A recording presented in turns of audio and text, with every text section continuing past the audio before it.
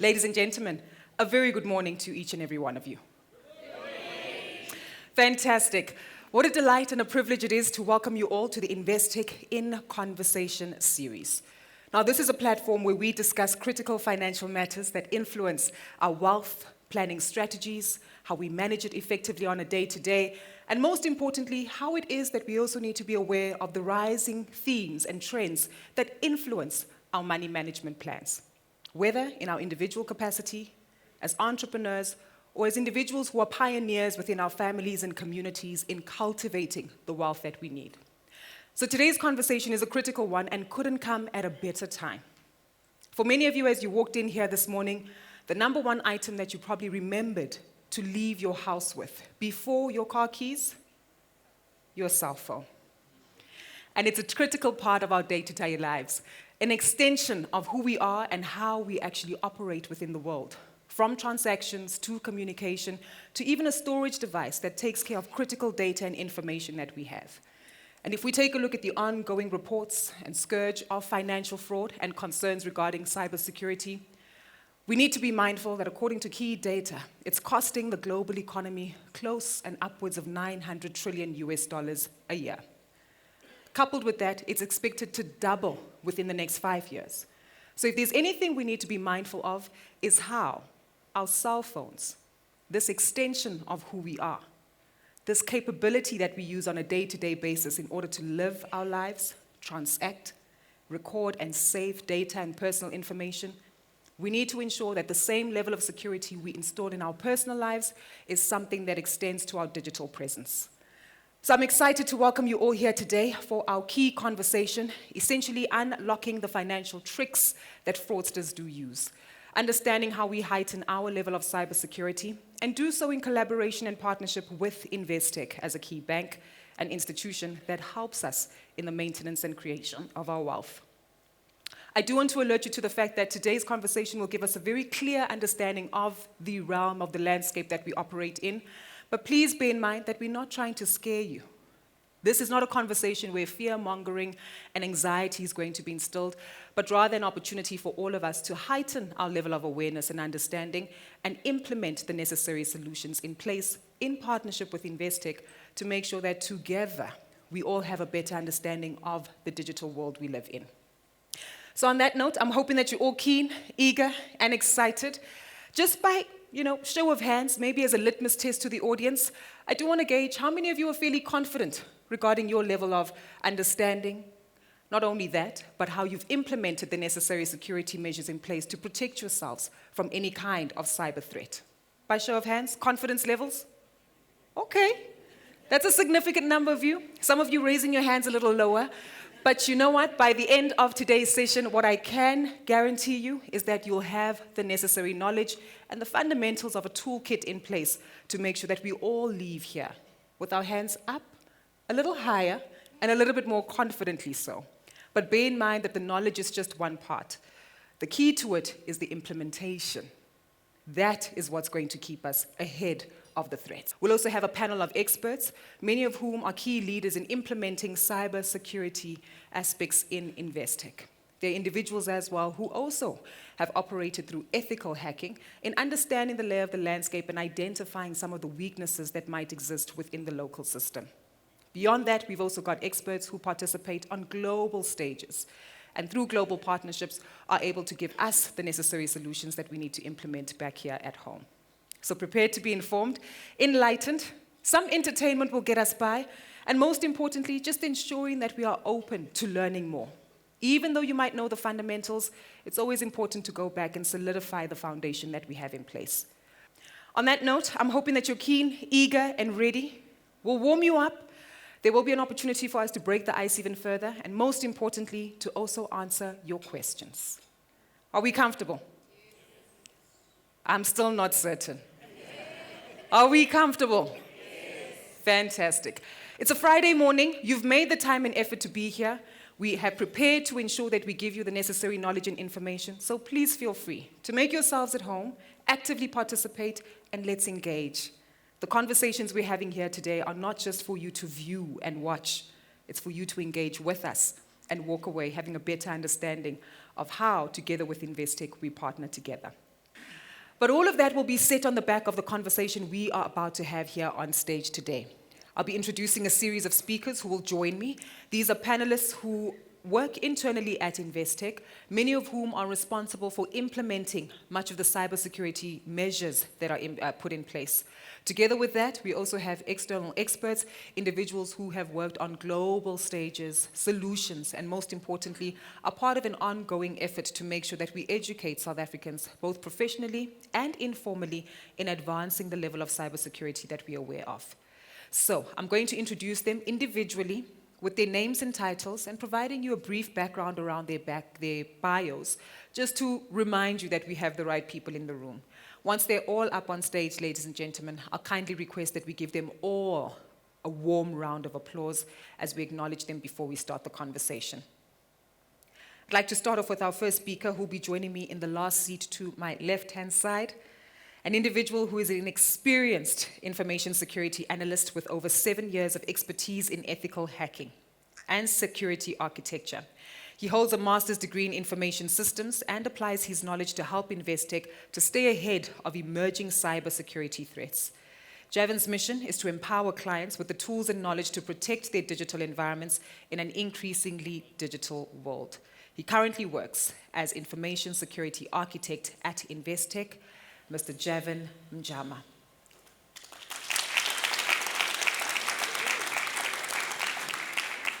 Javan will be joined by Anna Collard. Anna is a Senior Vice President for Content Strategy and Evangelist for Know Before Africa.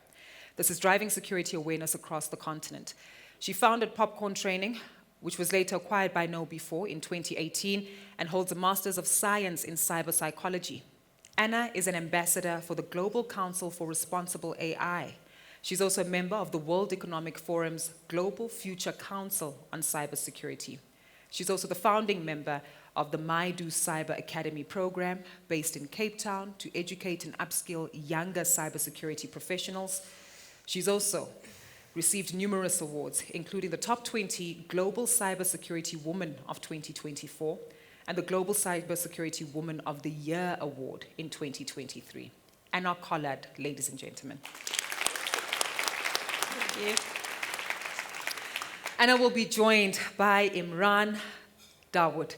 Imran currently serves as the head of cyber enablement at Investec, with well over 25 years of experience in cybersecurity. He's played a critical role in shaping Investec's security posture and is focused on embedding cyber enablement across the organization. Now, outside of work, Imran is an avid collector of vintage comic books, so Comic-Con is a big theme for him this weekend. He also brings about a great level of creativity, authenticity, and might I add, some humor to the conversation that will be held here today. Ladies and gentlemen, please, a warm round of applause for all my panelists who've joined us on stage. Maybe let's start there, Imran. Your overall analysis of our response as an audience to the questions, how have we fared? Thanks, Gugu. I think the Cape Townians did better. Ah! No, I'm always impressed by our clients' level of understanding of the topic, so I'm not surprised by the results. And we always have the one or two people that don't understand the topic that well, but we're here to help, so let's see how the day goes. Definitely. There are a few questions as well that we will come back to, but I guess there's many that stood out, whether it's passwords, multi-factor authentication, and what to do in a worst-case scenario. But remind us, Imran, of some of the fundamentals, perhaps that we have yet to put in place, or perhaps skip, that fundamentally end up compromising our cybersecurity and largely put us at risk and leave us vulnerable to threats. Thanks, Hugo. You must remember cybersecurity, cyber criminals also run businesses, right? So they often follow the path of least resistance. And believe me, basic security fundamentals in your life go a long way to making it difficult for them. So using a password manager to manage all your credentials is essential in the year 2025 in our digital age. Mm-hmm. Enabling multi-factor authentication for everything, not just your transactional stuff and email stuff. Most of the business email compromise comes because we don't have multi-factor authentication on our email, right? Updating your software. And also, just a healthy dose of skepticism when you're online these days goes a long way. Yeah, got you. So that Excel spreadsheet doesn't work. Make sure that you toss that note. I mean, we speak about, I know we had a question about having long 15-character plus complex password, but it's impossible to remember two of those for two different websites, right? So you need tools to help you in your day-to-day to actually manage that. Maybe that's a valid point, right? Because there was a question around how long, how secure, and many people might actually assume that, hold on, I think I'm fairly creative with passwords, but maybe underscore that theme regarding the dictionaries that are used globally. Yeah, yeah. My motto in life is, well, one of my mottos in life is, if you have a password in your head, it's a bad password. Ah, got you. If you have a password in your head, it's a bad password. So use the apps available Yeah. to actually help you generate some of these passwords. It is important as well for us to revisit a theme that was shared by Danny, which is, of course, how these hackers do work and typically where the weaknesses are. And Javin, perhaps this is where you can expand as well, just to help us understand, the playbook that many of these hackers essentially use, given that at one point in your career, you yourself were an ethical hacker, Yeah. just without the hoodie. All right, yeah, not without the hoodie. So, just to touch a little bit more on what Imran mentioned of how hackers go about it, regarding for passwords, they have dictionaries of credentials maybe which have been leaked. Even like while we were sitting, I was showing Imran, there was just a news headline for TransUnion which was data breached, and a lot of user data was leaked. And hackers share this information either with the dark web, or you can procure these leaked credentials. And they now try to use it across different accounts that people use. So that's why having unique passwords, that is critical. But outside of that, in the realm of ethical hacking, there's something called reconnaissance, also OSINT, open source intelligence. So they try to understand who the individual they are targeting. And it's not that you just do it random. Yes, to a certain degree, it is random when we're talking about phishing. So for those who don't know what phishing is, you can think of it in general terms as normal fishing with a Y, and they put a bait and they try to catch a fish with a worm on it. Same in technical terms, phishing, they try to bait individuals. So this could be, for example, towards the end of the year, Black Friday, there could be a sale, or some fake website, or some social media post where they're trying to bait individuals at a general scale. So that's a little bit in terms of the approach, how they go about it. Got you. That's important, right? Because so often you think, oh, wow, this is a great deal. It's, unique and bespoke to me, but I do need to be vigilant. Something else that also does spring to mind on the back of the research that was shared was, of course, the most vulnerable members of our society. And maybe we can, just flesh out on some of those risks that do exist there. More senior citizens largely have accumulated a lot more wealth. That's where the money is at. But also an understanding that perhaps there's a little less resistance towards actually clicking on any particular threats. Help us understand, how we just need to emphasize the level of awareness we have in that regard. Yeah, definitely. You mentioned two things there. A little bit of the people who are prone is, I would say, small businesses, before I touch on individuals. Reason being why small businesses is that they might just have one IT individual or just a select few of IT individuals, and they're now responsible for a lot of different domains in terms for IT. So they might be responsible for building your website or managing your network, but they might not have the expertise for security or security for the different domains. So for example, if you are having a website built on WordPress, do they understand what are the security controls are for that website or for your network and the like? A little bit of it, whilst the small businesses, is that they might engage with different suppliers. So maybe your supplier, you don't know their security controls, and then you fall prone for a supply chain attack from your supplier or vendor, which you haven't done the necessary due diligence about their controls. So a little bit small businesses are very prone for that nature. But Javin, just to get some feedback, because many entrepreneurs in the room, we try to run lean operations, right, and just try to ensure that you minimize your costs. Are there alternatives to make sure that they have additional support or the right people on board, just to, I guess, add another layer of security and tap into the right expertise? Yeah, definitely. So when we talk about security, we talk about layered defense. You can think of it as your house. So with your house, you don't just put your controls on just your main door. You just don't lock it. Maybe you'll have an electrical fence, or you might have cameras. You understand which are my weak spots in terms of my house, or where do I need to extend my security perimeter. It's the same thing as your business. Your weakest link is what you do not know or unsure about. So for example, you might not have any security controls for your emails. How are emails coming in? Does it get scanned? What about your networking? for your VPN clients, etc. Yeah. So there are different domains, or you need to start thinking about what are all the different technology assets I have in my organization, and do I have the necessary controls for each one of those assets? Sure. Yeah. Quite an audit. Maybe let's talk about individuals, because we can come back to some of those small business solutions in just a moment. But again, speaking around individuals who are more mature, wealthier, and perhaps aren't always on the, growth and development of changes in technology, how do we need to ensure that intergenerationally we heighten level of awareness there? Yeah, so I think of it like for my mother, like she's now retired, she's early 70s, and sometimes she always pings me. Like, for example, she's very religious, and she'll be like, okay, I got this WhatsApp message, is it fake? Or let me just click on it, let me just join, I was just going to this group. And sometimes they're very trustworthy for the internet, and it's having those conversations with my parents to say, okay, maybe have you thought about this, or trying to assist them, because technology has changed so rapidly from when they started working to where it is now, that they are unsure about some of those facets from a technological aspect. And that is where a lot of different hackers are trying to target those individuals, because maybe they're trying to make investments, grow their pension, etc. Got you. But even the Gen Zs and millennials need to be mindful of bespoke offers that actually might be presented to you that could actually just be another phishing attempt here. Imran, I know that you wanted to add some feedback, perhaps more on the small businesses and some solutions that we can put in place. And maybe we can actually add and name some of these solutions that we know where to start looking and searching for when it comes to the additional security. Yeah, sure. I just wanted to add to what Jovan says. As much as we're talking about an ecosystem for businesses, it's also an ecosystem for personal security, right? You don't just have a password manager.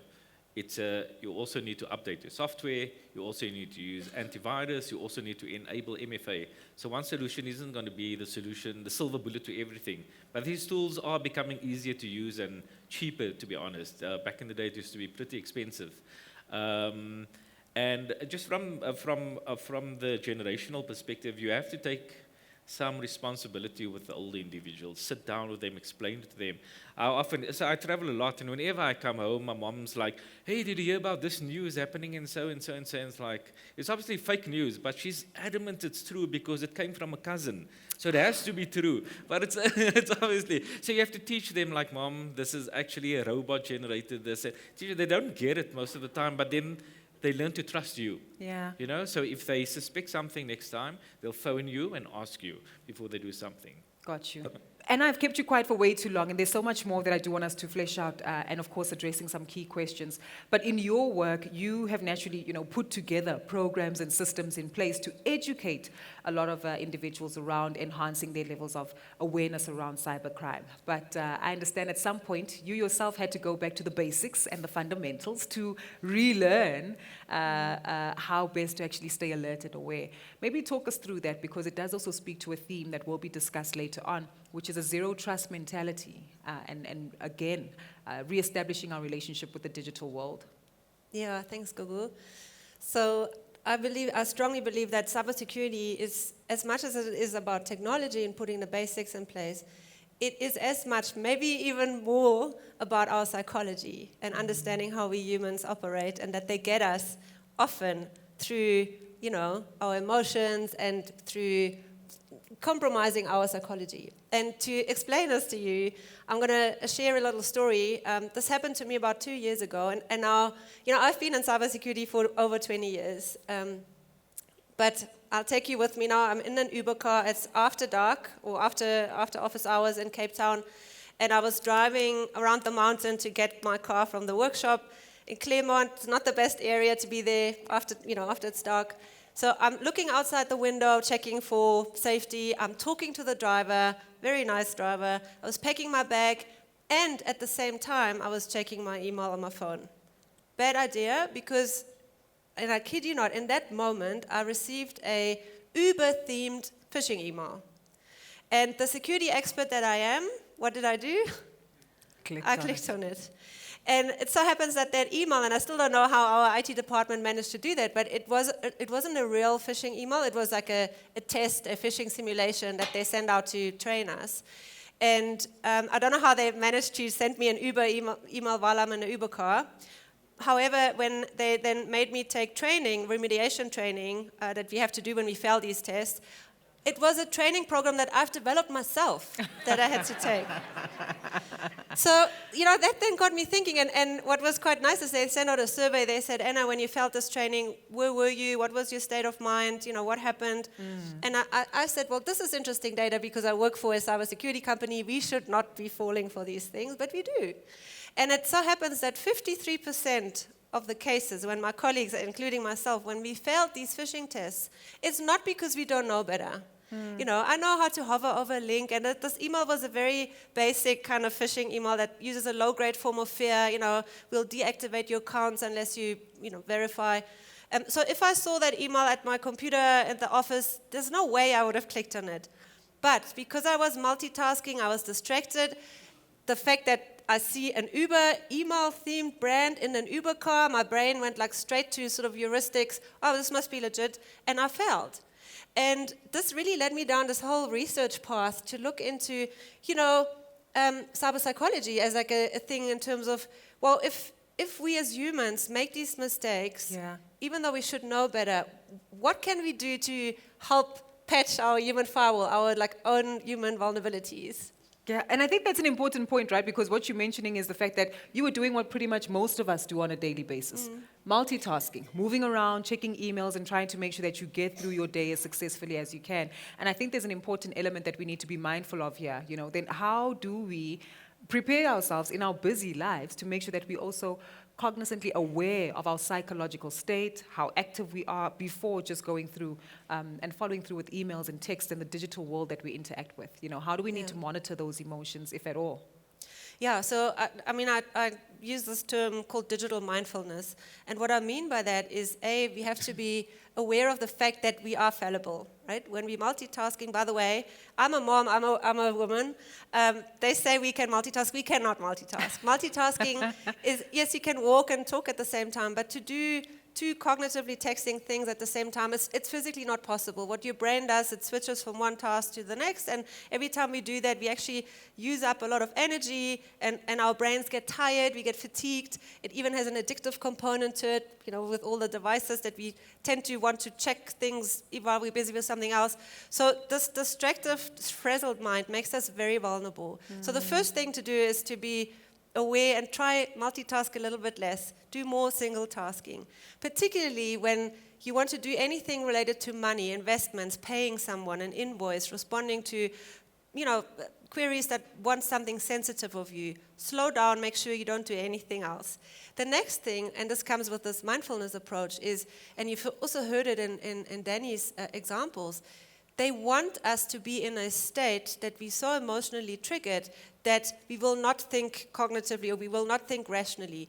The term for that is called amygdala hijacking. It's really a thing that the cyber criminals want us to do. So they will send you something that is emotionally triggering, and it could also be a positive emotion, by the way, flattery, rapport building, the fact that I've got the crying baby in the background, maybe the lady on the phone was also a mom. Obviously, we feel empathy towards, and as soon as we feel emotions, what happens is that we act much quicker. Our brains process things quicker because we don't think rationally, and then we do things that are not necessarily in our best interest. Yeah. And maybe there's one thing I just want to share, if you only remember one thing of what I'm saying, is there's this concept that psychologists call HALT, which is when you're hungry, when you're angry, when you're lonely, or when you're tired.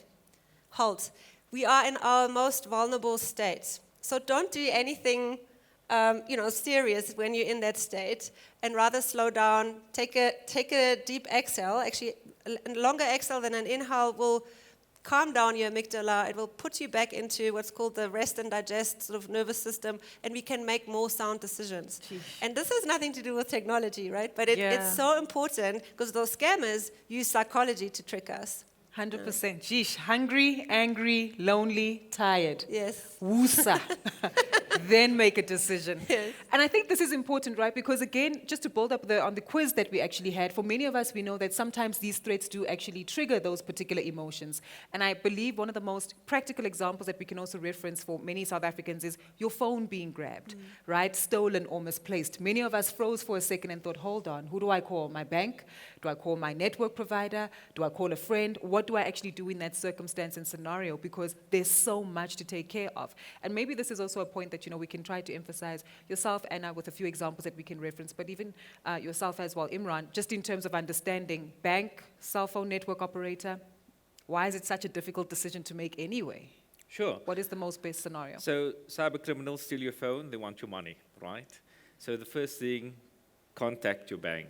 Get your accounts blocked, because even if you block your phone, right, at the cell phone provider, they can still keep it on Wi-Fi and stuff, right? So they can still keep it activated.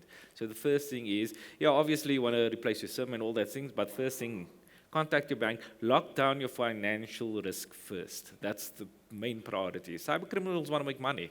That's what they do it for. Got you.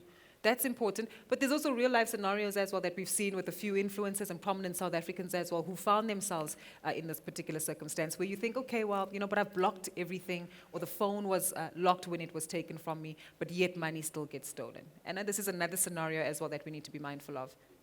Yeah, there was, I think it's probably about a year ago, there was an incident with Sashni Naidu, Yes. I think her name is. She's like a celebrity or an influencer or something. And she lives in Dubai, but she came to Joburg for an event. And as she got out of the Uber car again, out of the taxi or the car, she was on her phone. And someone came past on a moped and snatched the phone while it was open. And she didn't, I think she had obviously somewhere to be, so she did her thing. And in that time, before she managed to block all her bank, call her banks to tell them to blacklist that phone number, the scammers managed somehow to get into each of her banking apps, and she had multiple on there, and cleaned out her bank account as well as her loan account. And apparently she just had like a big house on sale. So she lost a lot of money. She speaks openly about it. And what we were all wondering in the security industry is how did they get into those bank accounts, because surely you still need another PIN or your face to get in it.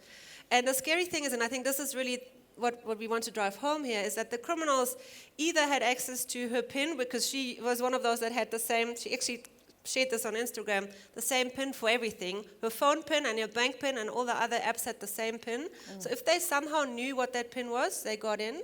And this is something that Kevin, the head of fraud at Investec, actually also shared, is that some of these criminals actually have access to sort of FBI-grade software where they manage to crack applications on the phone. So had she called her banker immediately, or the banks, to say, block my app, block my phone that's linked to this number, they wouldn't have been able to clear her out. So it's very important that hopefully it won't happen, but if you lose your phone, or if it gets stolen, please make sure you delist it from your banking apps, because that's what they're after. Yeah. Got you. And I think the primary thing there is to act fast. I think she only dealt with it by the end of the day, Yes. and by that time they had time to do what they needed to do. The reality is we're all going to fall for scams. I nearly also fell for a scam a couple of months ago on Microsoft license renewal. It was so realistic, right? And then obviously pausing and thinking, when I got home, I actually thought about it, and I was like, oh, no, this is a scam.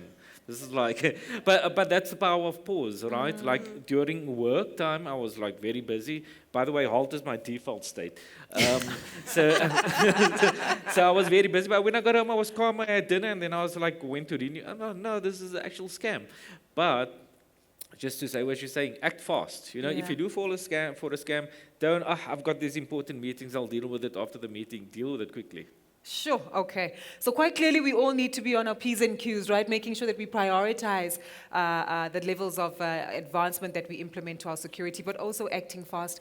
And sometimes just regulating your emotions, as you've heard. Next time you have an important decision to make, Don't do it angry, hungry, lonely, or tired. The outcomes might not be favorable. As we wrap it up, we want to make sure that, in the next 6 months or a week, we actually live our lives differently. And I say this because in the last few weeks, if we take a look at social media, there's ongoing scams around suspected human trafficking, children logging onto WhatsApp groups where there is unsavory content and essentially pornography that is shared within those dynamics. You look at videos of whether it's Sia Kolisi or any other popular South African essentially being used as an AI victim or a video to actually try to solicit some kind of detail and information. So right across the spectrum, as individuals, within our families and within our businesses, we essentially face the threat of cybersecurity. In 30 seconds, a question for each of you. Javin, when it comes to entrepreneurs and those who run businesses in the room, how to heighten their cybersecurity, what's the one thing that they need to prioritize and walk away knowing here today? I would say do a stock take of all your IT devices and start to see, do I have the necessary security controls for each one of them? And I'd like to bring you closer to home when it comes to family, content being shared, different generations. We all sit around the braai, the school drop-off, the dinner table. What's the one thing we need to prioritize within our circle of family and loved ones and even employees when it comes to heightened security in the digital world? Use those braais and dinner conversations to talk about what Danny shared today with your, not just, by the way, not just the grandparents, but also your teenagers. They particularly teenage boys, are being currently systematically attacked by so-called financial sextortion attackers. They are also emotionally very vulnerable. A teenage brain has not been fully developed yet. That's why they go after those. So please speak to them about it. Keep it top of mind. Cybersecurity is a little bit like flossing. You have to do something every day. It can't just be a once-off thing. And it's worthwhile, to trade a little bit of convenience for higher safety. Apparently, the stat to catch the flu is 23% likely that you can catch the flu each year. The likelihood of being a victim of cybercrime is higher than that. Sure. So, please, everyone, speak to your family about this and make the necessary changes. Sure. Flu or getting hacked? Quite clear as to what the options are. Wish there was a vitamin C fizzy for that. But maybe this is where you can help, Imran, because you also assist in terms of the banking and financial positioning that we find ourselves in, right? When it comes to the cybersecurity solutions you put in place. For us as Investec clients, the one thing that we need to make sure we leave having done, or at least being aware of, to protect our financial and banking environment, what is that? Sure. It does go both ways. So what you do in your personal security impacts the banking security, right? You can't do banking on a jailbroken app, like on a jailbroken phone. It just doesn't make sense. But also when we roll out features from a security perspective, I know it's the usability versus security thing. Embrace it. Really, it's us against the cyber criminals, right? We want to make it safer for you. We want to make it easier for you and more secure for you. So sometimes it comes at the cost of inconvenience, but that's the life we live in, right? Like, it will be much more inconvenient if you get hacked than actually enabling a security setting on your banking app. Got you. So we all know what to do, measures to put in place, and of course making sure that we do have the conversation within the right spaces and heighten our level of awareness. Thank you so much to our panelists. As we do make our way off stage, ladies and gentlemen, we're also going to welcome back to the front of the stage Itumeleng Merafe, the Head of Private Banking at Investec, to give us the closing remarks and, of course, help us further understand the positioning of Investec to assist us in fighting cybercrime. But on that note, a round of applause for our panelists as we make our way off, and, of course, welcome Itumeleng Merafe. Thank you. Let's hope it's working. Perfect. Thank you very much to the panel, and thank you, Gugu.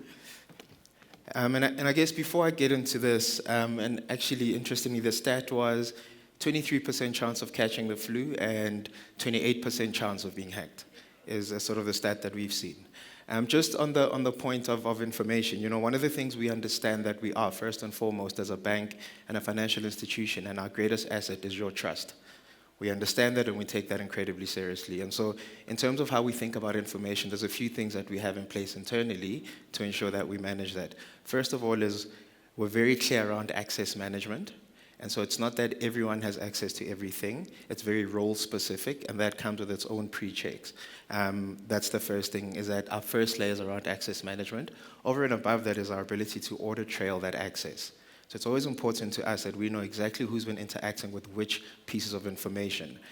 Because in as much as you do everything you can and you want to ensure you're hiring the right caliber of individual and that it's all within a secure framework, it is also to be able to know who was accessing what, when, and how. And that people cannot just access stuff unless they were prompted to or that they were required to for purposes of assisting clients. And it's sort of, from an internal surveillance perspective, it's something that you're continually wanting to improve and work on in order to ensure that we can protect your information. Because we understand that first and foremost, before anything else, what you must have in us is trust before we can do anything going forward.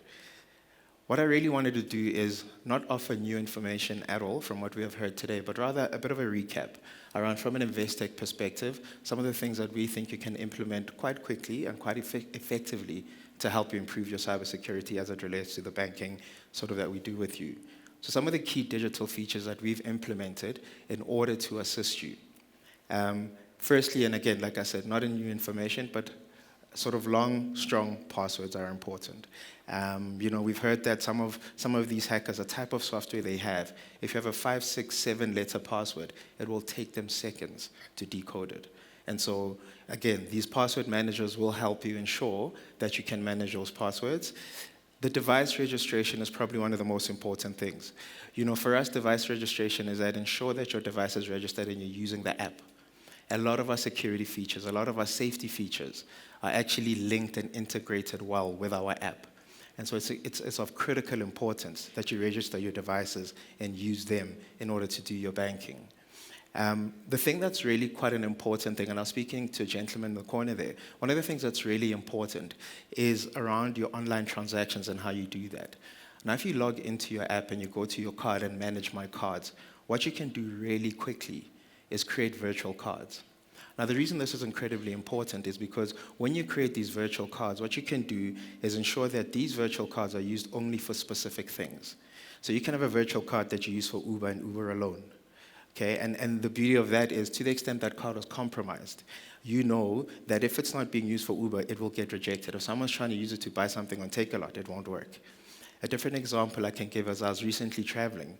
And when I was recently traveling, I had a virtual card that I created, and I said it can only be used for in-store purchases overseas. Right? So if someone tried to hack it and tried to buy something online with that card, it wouldn't work, because I've set it up in such a way that if anybody tried to use that card locally, if someone tried to use that card for online purchases, it wouldn't work.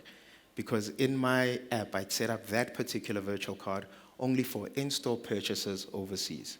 And so for me, in this instance, that particular card got exposed. And when I was back home, I realized that someone tried to use it for something, and it just got rejected. The beauty of these virtual cards as well is that you can pause them. So the example is, if you create a virtual card for online shopping, you know that if I am currently not online shopping, I can pause that card. To the extent it gets compromised anywhere, no one can use that card. It's blocked, they can't use it for anything else. Those card numbers, all of that becomes ineffective anywhere else.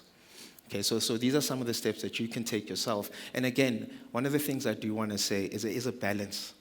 What we try and do for you as a bank is ensure extreme convenience, ease of use, but sometimes it is worthwhile for us to create points of friction in order to protect you. Okay, to the point that was made on the panel, sometimes something might take one step extra just to add that layer of security. Now, it can happen 3 months from today, a year from today, you're busy, you're doing something, and you go, oh, not another security step. And I hope you can remember this moment, that often those steps, those points of friction that we implement aren't for the purposes of inconvenience, but rather for the purposes of safety. And so I think if you can go into the app, and again, our digital champions are here, we can show you how to set up these virtual cards for very specific things. A very good friend of mine's son is very much into gaming. And he set up a specific virtual card for the kid to buy sort of games and that kind of thing. And if it's not for those particular purchases, the card just rejects. And so you can have multiple virtual cards for different things. You could have a virtual card for your debit orders. So if you have, let's assume you have debit orders of 5,000 Rand a month that run off your account, you could set up a virtual card, put a limit on that virtual card of 5,500. In that way, you ensure, to the extent that card was hacked, that is the max that can be taken from that card. So there's many ways that we can empower, and we're continually looking at ways to ensure that we can work together and help you with your safety. Another really important thing is a private vault feature that we have. again, for things like unabridged birth certificates, your ID documents, passports, that kind of thing. Instead of keeping them on your drive where you can be easily hacked behind the safety wall of the bank, you can store all your documents there for free and you can access them from anywhere, but you know that you're accessing them within a secure environment. And so we encourage you to ensure that you can store some of your documents on our private vaults. Our client support center, we sort of very proudly talk about the fact that it is the best in class. The caliber individuals that we have working in our client support center is absolutely outstanding. And so to the extent you suspect anything or fearful that something may have happened, we encourage you to please save this number on your phone and get in touch with our 24/7 client support center. They're incredibly well versed with these processes and how to assist you. We've heard all the case has been made for multi-factor authentication. And so I won't hop on it, but on as many of your accounts, emails as possible where it is on offer, we encourage that you please use it. And I think earlier on we spoke about the fact that you can take out insurance. So if you speak to your banker, we have partnered with Aon, both for your small business or individually. You can take, there are products, fund protect products for cybercrime that you can sort of look into. And I think that's incredibly important. One of our digital champions, they spoke to me this morning about a fascinating conversation that was on radio last night. That some of the other things that we must start thinking about in our security features is that if your cell phone was to get snatched, often people go, well, Face ID, they can't get into my phone. But if you've allowed for notifications to come up on a lock screen, right? If they try and do something and you're getting one-time passwords, they could come up on a lock screen. Right? A thing as simple as that is that now on your lock screen, even though you're not there, they can access your one-time password and do things within your app. Right? And again, our team can show you how to ensure that those things don't come. And as I said, these are features that we're continually looking to improve on, and we'll continue to engage with you as our clients around how to do that. We hope you've enjoyed this morning, and again, once again, a huge amount of thanks to the experts who are on the panel and Gugu for always facilitating the conversation so incredibly well. We thank you for joining us this morning, but please do join us outside. Thank you very much.